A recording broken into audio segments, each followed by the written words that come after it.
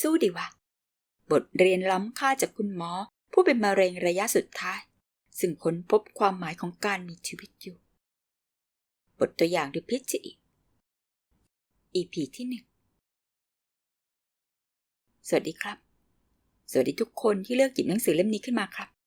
นี่เป็นการสวัสดีครั้งแรกในหนังสือเล่มแรกและน่าจะเป็นเล่มเดียวในชีวิตของผมครับดังนั้นการเขียนบทนำเพื่อพาทุกท่านเข้าสู่หนังสือเล่มนี้นั้นก็ถือว่ามีความหมายกับผมมากเหมือนกันผมคิดว่าสิ่งที่ผมตั้งใจจะสื่ออยู่ในบทนำนี้คงเป็นการบอกว่าทำไมผมถึงเริ่มเขียนหนังสือเล่มนี้ตอนที่เขียนเพจแล้วนำเนื้อหามาเรียบเรียงเป็นหนังสือผมรู้สึกยังไงแล้วการมีสู้ดีวะรวมเล่มแบบนี้มันทำให้ผมรู้สึกแบบไหนในเดือนตุลาคมปีที่แล้วอาจารย์หมอหนุ่มหน้าตาดีที่มีร่างกายแสนจะแข็งแรงท่านหนึ่งได้รับการวินิจฉัยว่าเป็นโรคมะเร็งปอดระยะสุดท้ายซึ่งเป็นระยะที่มีการลุกลามไปทั่วร่างกายโดยเฉพาะที่บริเวณสมองปกติแล้วอาจารย์หมอท่านนี้เป็นคนที่ชอบทำกิจกรรมชอบใช้ชีวิตรักในการออกกำลังกายชอบสร้างเรื่องราวและประสบการณ์เอาไว้ให้โลกจดจำเมื่อเขาพบแล้วว่าเขาเป็นมะเร็งปอดระยะสุดท้ายได้1 เดือนเขาก็เริ่มตกตะกอนกับตัวเองและเพื่อนสนิทของเขาได้ว่าถ้าเขาไม่สามารถหลีกหนีความเป็นจริงอันแสนโหดร้ายนี้ได้ทำไมเขาถึงไม่ลองหาวิธีที่จะบอกเล่าประสบการณ์และเรื่องราวต่างๆเกี่ยวกับชีวิตและการต่อสู้กับเจ้ามะเร็งร้ายในช่วงเวลาของชีวิตที่ยังเหลืออยู่อาจารย์หมอหนุ่มท่านนี้คิดว่าตลอดชีวิตที่ผ่านมาของเขานั้นผ่านอะไรมาเยอะพอสมควรทั้งการอ่านหนังสือการเฝ้าสังเกตชีวิตการทดลองใช้ชีวิตการเรียนรู้กับสิ่งที่เข้ามาในชีวิตของเขาทักษะการสอนการเล่าที่เขามีมันคงจะดีไม่น้อยถ้าก่อนที่เขาจะจากไปเขาได้เล่าเรื่องราวและสะท้อนความคิดได้ออกมาเป็นบทความหรือเป็นหนังสือสักเล่มโดยหวังว่าผู้คนบางส่วนในสังคมอาจจะได้อะไรจากสิ่งที่เขาเผชิญสิ่งที่ทำให้ชีวิตของเขาต้องมีเวลาเหลือน้อยกว่าปกติและช่วงเวลาเหล่านั้นอาจเป็นช่วงเวลาที่ทรมานกว่าเดิมอาจารย์หมอท่านนั้นเชื่อว่าการบอกเล่าเรื่องราวออกไปคงจะเป็นทางเลือกที่ดีกว่าการจะหายจากไปแบบไม่ได้อะไรกลับมาเลย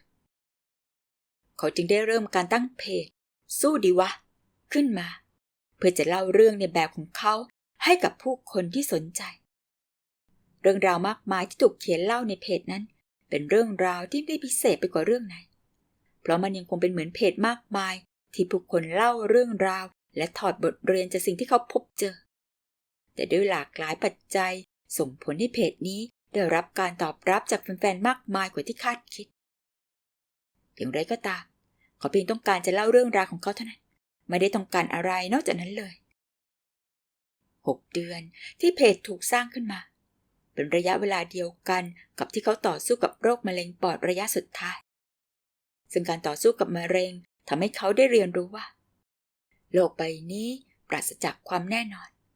และชีวิตเป็นสิ่งเปราะบางไม่สามารถควบคุมให้เป็นไปอย่างที่ต้องการได้